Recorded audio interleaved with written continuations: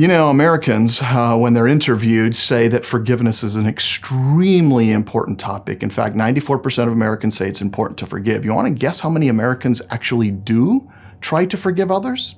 About half. About 48% of Americans say they have usually tried to forgive others. Now, why that gap?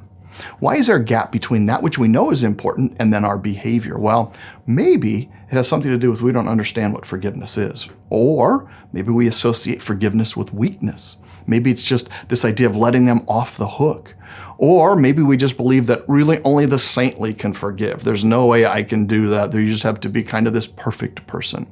Well, you know, in reality, forgiveness is not ignoring injustices, letting people off the hook, letting them treat you badly. It's not glossing over the wrongs. It's not pretending that things are okay. It's not having amnesia. It's not pardoning or excusing or condoning behavior. It's not even trusting the other person.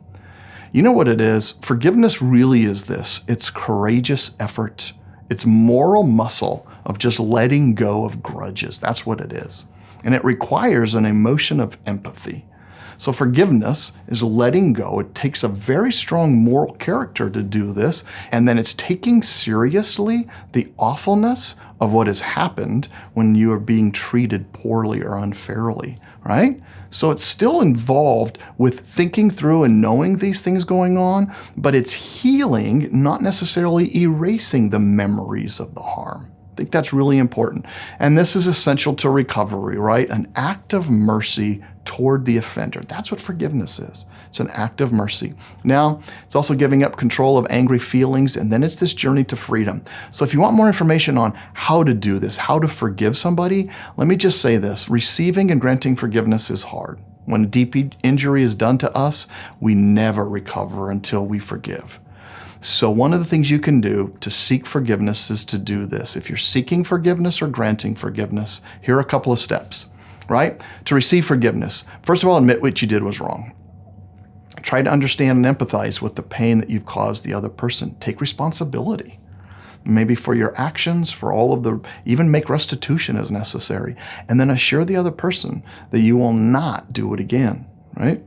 Finally, apologize and asking forgiveness. 9 important words. I am sorry. I was wrong. Please forgive me. It's one of the most healing things that could be said between two people. Then you learn how to forgive yourself.